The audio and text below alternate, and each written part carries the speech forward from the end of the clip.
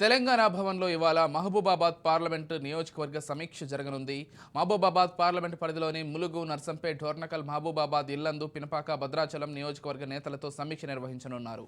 ఈ సమావేశానికి BRS working president KTR, Harish Rao, KK, Masudanachari, Singireddy Niranjan Reddy, Prashanth Reddy, Kadiyam Srihari, Satyavathi Rathod, sitting MP Maloth Kavitha, పలువురు మాజీ ఎమ్మెల్యేలు, ఎమ్మెల్సీలు, ముఖ్య నేతలు హాజరు కానున్నారు.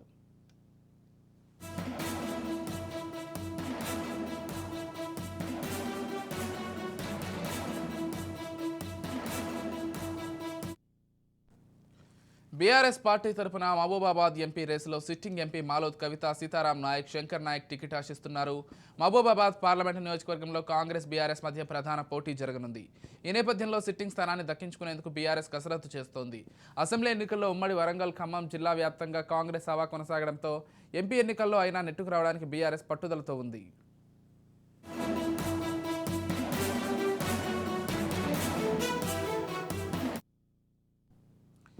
మొత్తంగా ఇదే అంశానికి సంబంధించి పూర్తి డీటెయిల్స్ అందించడానికి మా ప్రతినిధి మహేందర్ ఫోన్ ఇన్ ద్వారా సిద్ధంగా ఉన్నారు. చెప్పండి మహేందర్.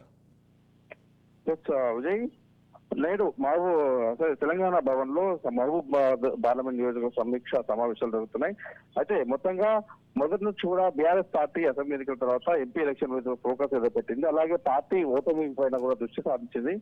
అయితే ఒక్కొక్క నియోజకవర్గం చెప్పున ప్రతిరోజు కూడా ఇటు సమావేశాలు జరుపుతున్నారు. అయితే నేడు మహబూబాబాద్ పార్లమెంట్ నియోజక సమావేశాలు ఉన్నాయి.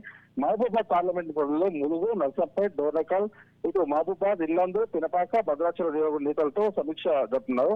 ఇంకా దీనికి బీఆర్ఎస్ వర్కింగ్ ప్రెసిడెంట్ కేటీఆర్, అలాగే హరీష్ రావు, కేశవరావు, మధుసూదనాచారి, సింగరేణి ప్రశాంత్ రెడ్డి, కడియం శ్రీహరి వీళ్ళంతా కూడా సత్యవతి రాథోడ్, అలాగే సిట్టింగ్ ఎంపీ మాలోద్ కవిత, ఈ మహబూబాబాద్ పార్లమెంట్ పరిధిలోని మాజీ ఎమ్మెల్యేలు, ఎమ్మెల్సీలు, ముఖ్య నేతలు కూడా వస్తున్నారు.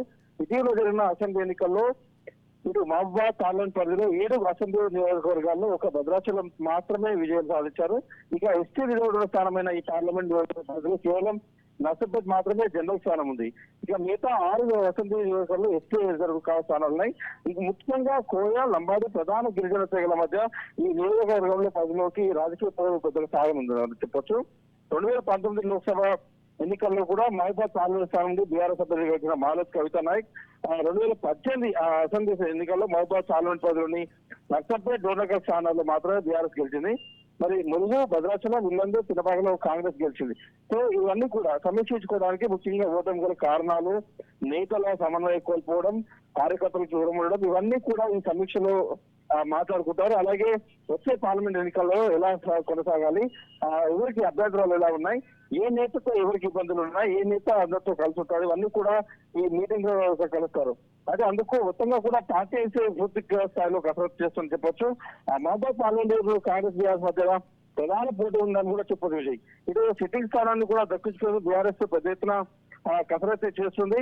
మరి అసెంబ్లీ ఎన్నికల్లో ఉమ్మడి వరంగల్, అలాగే ఖమ్మం జిల్లా వ్యాప్తంగా కూడా కాంగ్రెస్ హవా కొనసాగిన పరిస్థితి.